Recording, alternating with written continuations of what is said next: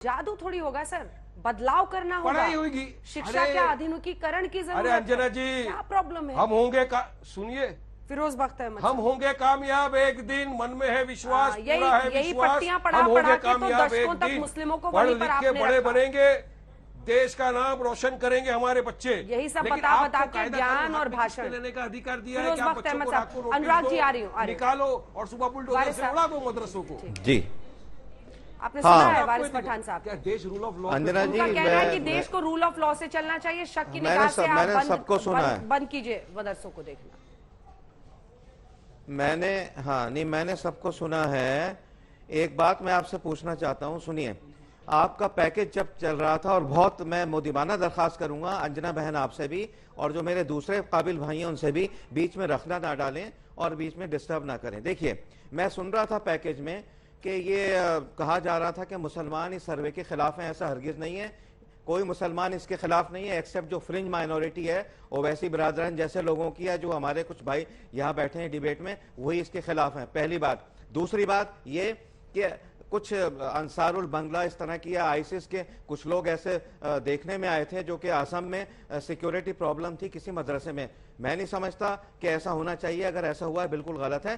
किसी भी हुकूमत को पूरा हक है कैसा भी सर्वे करने के लिए, किसी भी मदरसे में, किसी स्कूल में, टेंपल में, मॉस्क में, कहीं भी, ठीक है, ये किसी भी सरकार का हक है। और दूसरी बात मैं ये कहना चाहूंगा कि जहां तक प्रधानमंत्री का ताल्लुक है, प्रधानमंत्री ने तो अपने एक मीटिंग की थी घर पे, उलेमा को बुलाया था, इंटेलेक्चुअल्स को बुलाया था, इत्तेफाक से मैं भी वहां मौजूद था। वहां उन्होंने ये बात कही थी, हम देखना चाहते हैं। दूसरे में कंप्यूटर, उन्होंने ये भी कहा था प्रधानमंत्री मोदी साहब ने कि मुसलमान हमारे संतान की भांति हैं, हम उनके साथ बराबरी का सलूक करना चाहते हैं।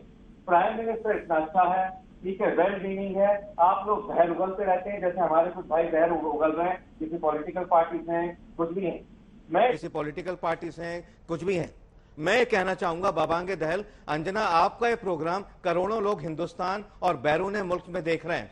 मैं एक बात कहना चाहूंगा, जब तक मदरसा मॉडर्नाइज नहीं होंगे, आज मदरसे के बच्चे कह रहे हैं कि मनमोहन जी प्रधानमंत्री हैं, ओवैसी जी प्रधानमंत्री हैं, ये कौन सा, किस तरह की बात हो रही है?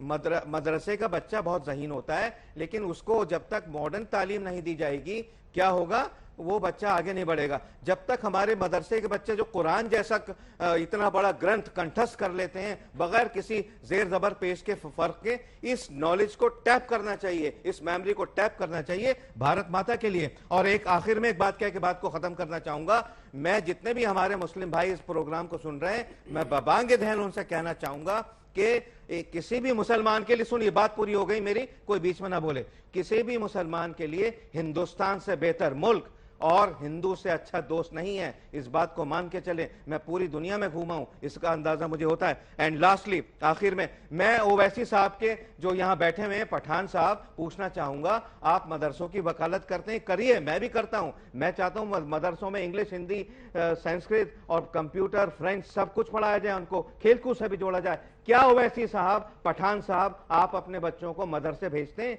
मदरसों में सरकार तो चाह रही है मदरसा जो है बिल्कुल एक स्कूल की तरह बन जाए, एक मॉडर्न स्कूल की तरह बने, ठीक है, वाइनबर्ग एलन स्कूल की तरह बने। आप लोग नहीं चाहते, तो सर्वे मदरसों को मॉडर्नाइज करने के लिए और बच्चों को वर्जन आ जाए। फिर अनुराग जी आ रही हूं, मौलाना तारिक शमसी साहब, अध्यक्ष है मदारिस काउंसिल के। मौलाना साहब, अगर आधुनिकीकरण होगा, आवाज नीचे कीजिए, आधुनिकीकरण हो तो बेहतर नहीं होगा क्या? अगर आधुनिकीकरण, अभी तो सर्वे हो रहा है, क्यों आप लोग इनके पचड़ों में पड़ रहे हैं? हल्ला बनाया जा रहा है कि ऐसा होगा, अब वो बुलडोजर चलाएंगे, अब वो ये कर देंगे। अंजना जी बोले तारिक साहब। कोई विरोध नहीं किया जा रहा, विरोध इस बात किया जा रहा है कि सर्वे जिन मदरसों का आप पहले से कर चुके हैं, जो मदरसे आपके बोर्ड से पहले से एफिलिएशन ले चुके हैं, आप उनको सुविधा अभी तक नहीं दे पा रहे हैं।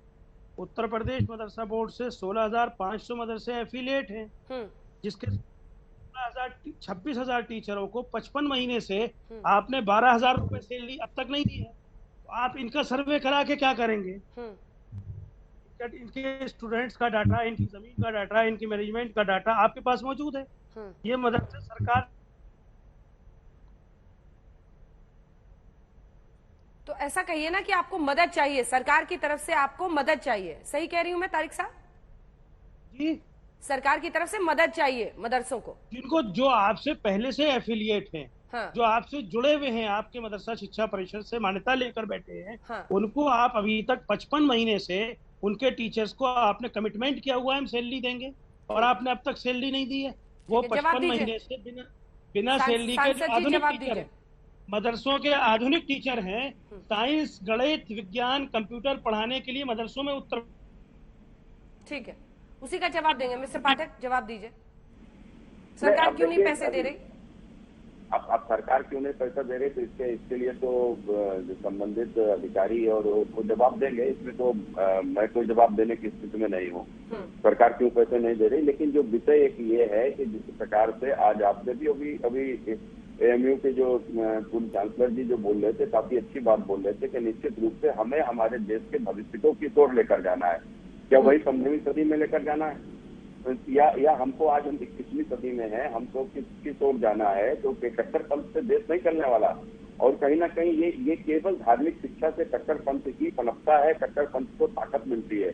और वो कट्टरपंथ कहीं ना कहीं इस देश में जिस प्रकार से अब नारे लगने लगे, आपने देखा होगा अभी पाकिस्तान का नारा कि वो गुस्ताखे रसूल की एक सजा कर्तन से जुदा, ये सब बढ़ता है। और ये सब बढ़ता है तो फिर अगर एक समाज में रिएक्शन होगा तो उसका रिएक्शन दूसरे समाज में भी होगा। तो कुल मिलाकर एक्शन का रिएक्शन है। तो इसलिए ये कट्टरवाद दोनों समाज के लिए खतरनाक है। हमारे बच्चे पढ़ लिख कर देश की सेवा करें। देश में तमाम आज मदरसों से बच्चे निकलकर IAS बने, IPS बने, डॉक्टर बने, इंजीनियर बने, बनते हैं क्या? जबकि आप ये अभी बात कर रहे थे RSS के विद्यालय की, RSS के स्कूल की, तो आज RSS के विद्यालय शिशु मंदिर, विद्या मंदिर, मैंने पिछली बार भी कहा था, मैं स्वयं वहाँ तक कर रहा हूँ। वहाँ तो हम लोगों को सिर्फ एक बात सिखाई जाती थी, वासुदेव कुटुम्बकम, पूरी पृथ्वी हमारा घर है और उसके बाद भारत हमारी माता है। और कितने बच्चे आज विद्या मंदिर, शिशु मंदिर से निकलकर IAS बने, IPS बने, डॉक्टर बने, इंजीनियर बने, विभिन्न विभागों में जाकर देश की सेवा कर रहे हैं, सेवा के क्षेत्र में भी जाकर सेवा करने का काम कर रहे हैं। तो कुल मिलाकर लेकिन क्या मदरसों में ऐसी स्थिति है क्या मदरसे से निकलने वाले बच्चों ने क्या कोई आविष्कार किए तो साइंटिस्ट बने, IAS बने, IPS बने? अगर इसका जवाब आप दे दीजिए। तो कुल मिलाकर आज के युग में जो शिक्षा आवश्यक है वो शिक्षा बच्चों को मिलनी चाहिए। ये धर्म के आधार पर बच्चों के भविष्य को लटकाया नहीं जा सकता, उसको अंधेरे में नहीं किया जा सकता। ये बात इनको समझ लेनी चाहिए। सरकारों का काम ही है, ये नहीं है कि नहीं हमारे मुसलमान है, हमारे बच्चे मौलाना ही बनेंगे। अरे क्यों बनेंगे मौलाना? केवल मुल्ला थोड़े बनेंगे बच्चे IAS भी बनेंगे, IPS भी बनेंगे, डॉक्टर भी बनेंगे, इंजीनियर बनेंगे। उस ओर सरकार का यह प्रयास है।